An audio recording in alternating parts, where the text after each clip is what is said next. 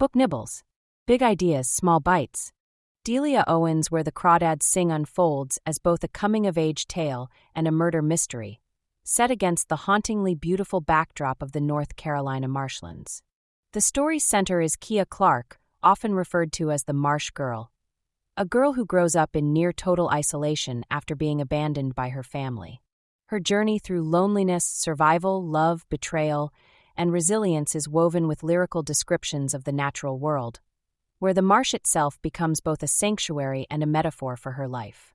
Owens crafts a novel that intertwines two timelines: the past that follows Kia's growth from child to woman, and the present that investigates the death of a young man named Chase Andrews.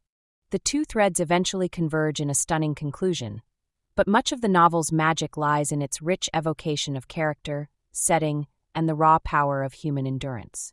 Kia's story begins in the 1950s in a shack deep in the marsh. Her mother, worn down by years of domestic abuse at the hands of Kia's alcoholic, violent father, silently walks out one day, leaving behind her youngest child. One by one, Kia's siblings also flee, unable to endure their father's cruelty. Eventually, only Kia remains, a 6-year-old girl left to fend for herself against hunger, abandonment, and the unpredictable moods of her father. For a time, her father stays, taking her out fishing, showing her certain survival skills, and even demonstrating occasional tenderness, but his presence is inconsistent, and he too eventually disappears, leaving her completely alone.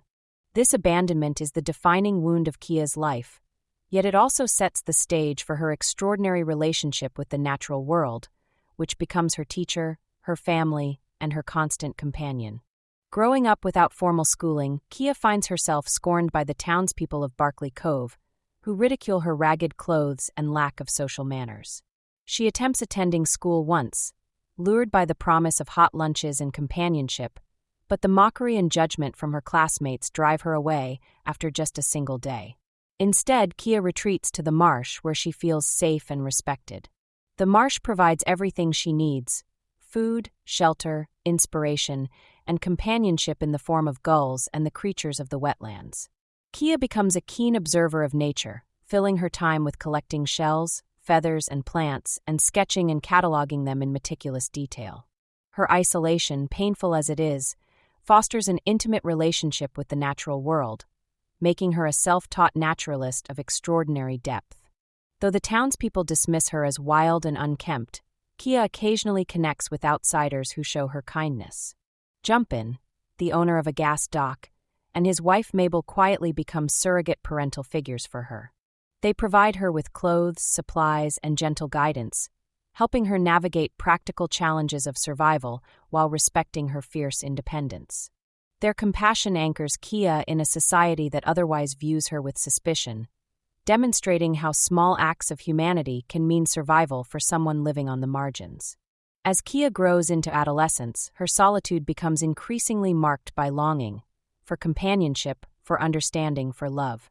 This yearning brings her into contact with Tate Walker, a kind and intelligent boy who shares her fascination with the natural world.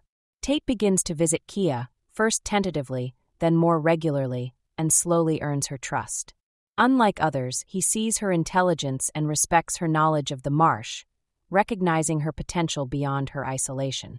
Tate teaches Kia to read, opening a world of books and knowledge that deepens her understanding of both science and human emotion.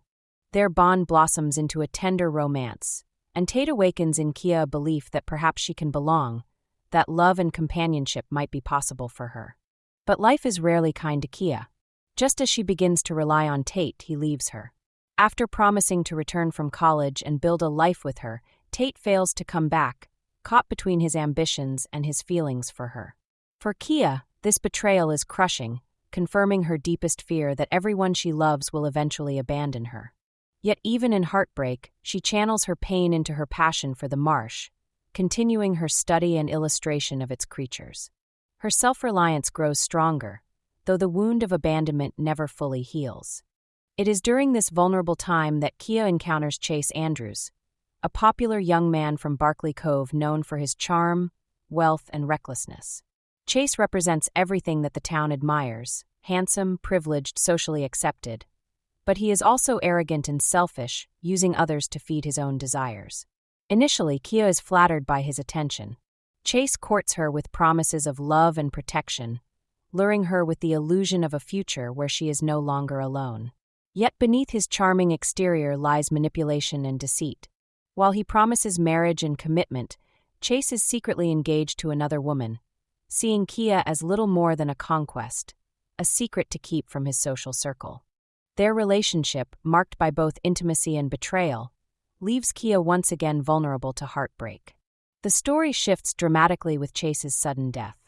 His body is found at the bottom of a fire tower, and suspicion quickly turns toward Kia. To the townspeople, she is an easy scapegoat, the strange, mysterious Marsh Girl who has always lived on the fringes of society. Rumors swirl, prejudice hardens, and the investigation becomes less about evidence and more about confirming their assumptions about her. Kia is arrested and put on trial for Chase's murder, thrust from the Marsh's solitude into the harsh spotlight of the courtroom. The courtroom scenes are some of the novel's most gripping moments, blending suspense with social commentary. The prosecution paints Kia as a calculating woman who lured Chase to his death, motivated by jealousy and rejection. They present circumstantial evidence, fibers from her clothing, her presence near the scene, her history with Chase, to construct a narrative of guilt.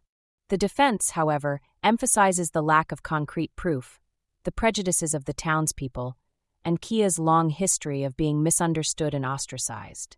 For Kia, the trial is not just about her innocence, but about her lifelong struggle for acceptance, dignity, and the right to define herself on her own terms. In the end, Kia is acquitted, the jury unable to find her guilty beyond a reasonable doubt. She returns to the marsh, vindicated yet forever changed by the ordeal. The trial underscores the themes of prejudice, loneliness, and resilience that run throughout the novel, illustrating how society often scapegoats those who live differently, punishing them for their independence and nonconformity.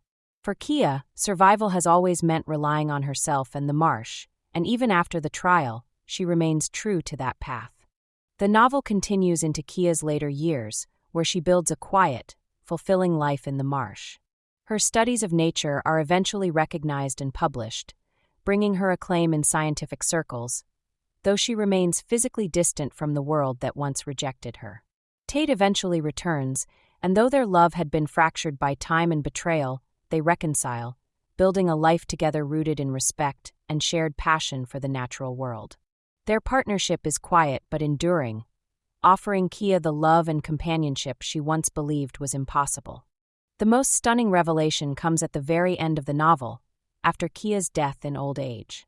Among her belongings, Tate discovers a hidden collection of poems and drawings, including evidence that Kia had in fact killed Chase. The carefully concealed poem, paired with Chase's missing shell necklace, one he had flaunted but was absent from his body, reveals that Kia lured Chase to the tower and orchestrated his death, ensuring it appeared accidental. This revelation recontextualizes the entire narrative, forcing readers to grapple with the complexity of Kia's character. Was she justified in protecting herself from a man who had assaulted her and threatened her safety? Or did she become the very predator that the townspeople always feared she was? Owens leaves the question morally ambiguous, emphasizing the murky intersections of survival, justice, and morality. At its core, where the Crawdads Sing is a meditation on loneliness, survival, and the human need for connection. Kia's life illustrates the devastating impact of abandonment, the resilience required to endure isolation, and the healing